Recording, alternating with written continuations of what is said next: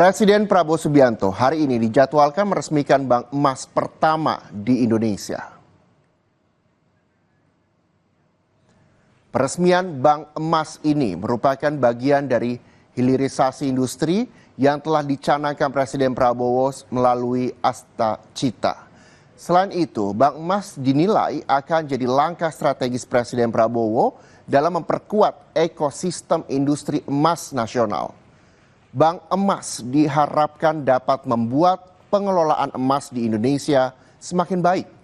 Mengingat selama ini emas Indonesia ditambang lalu dikirim ke luar negeri.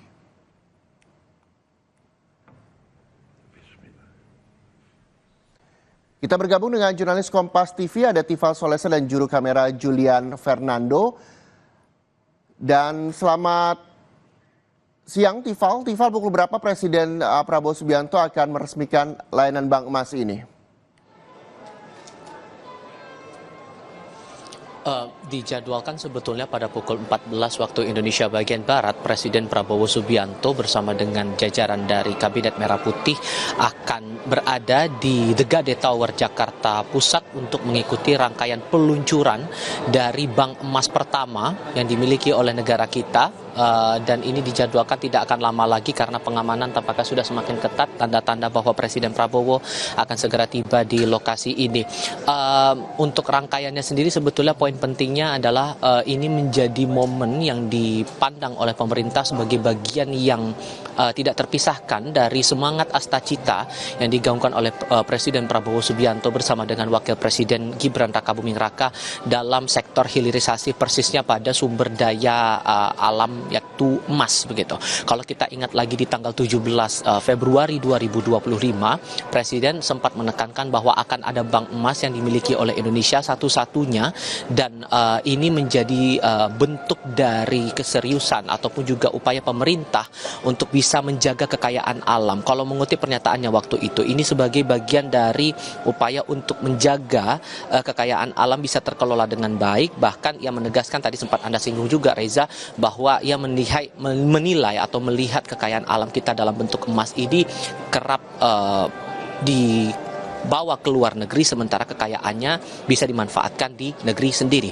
Nah, menyinggung soal proses peluncuran bank emas yang berlangsung beberapa saat lagi, mengutip pernyataan dari Deputi Protokol Pers dan Media Sekretariat Presiden Yusuf Permana dalam keterangan tertulis, ia menyampaikan bahwa peluncuran yang bakal berlangsung beberapa saat lagi ini sebagai langkah strategis Presiden untuk memperkuat ekosistem industri emas nasional sekaligus mendukung misi hilirisasi yang dicanangkan pemerintah dalam program Astacita. Nah, melihat dari keadaan sekarang, kemudian dari proses detik-detik menuju peluncuran dari bank emas ini, nantinya bank emas bakal dikelola oleh dua badan usaha milik negara, yakni Pegadaian dan yang kedua adalah Bank Syariah Indonesia atau BSI. Sejauh mana mekanisme pengelolaan bank emas ini, apa saja benefit yang bisa dirasakan oleh masyarakat, dan sejauh mana persiapan saat-saat sebelum kemudian setelah dari bank emas ini beroperasi, hal-hal apa saja yang bakal didapatkan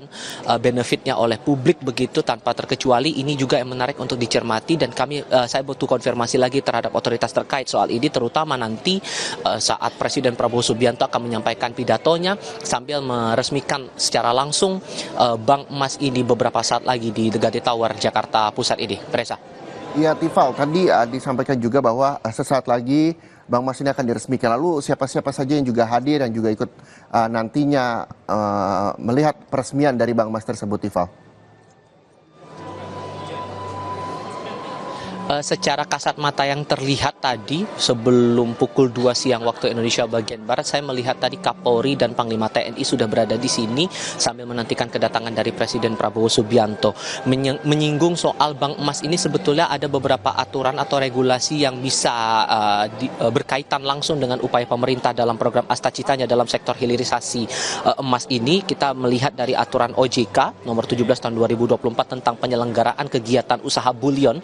Bullion ini ini istilah dari bank emas atau bullion bank begitu, dan aturan ini menjadi dasar bagi lembaga keuangan bisa menggeluti usaha emas begitu. Nah, itu di periode tahun 2024. Nah, masuk ke tahun 2025 persisnya di tanggal 6 Januari dikeluarkanlah izin dari OJK kepada PT Pegadaian untuk menjadi bank emas yang bisa mengelola langsung pengelolaan dari bank emas ini, ditambah lagi selang 1 bulan kemudian izin yang sama diberikan juga kepada Bank Syariah Indonesia.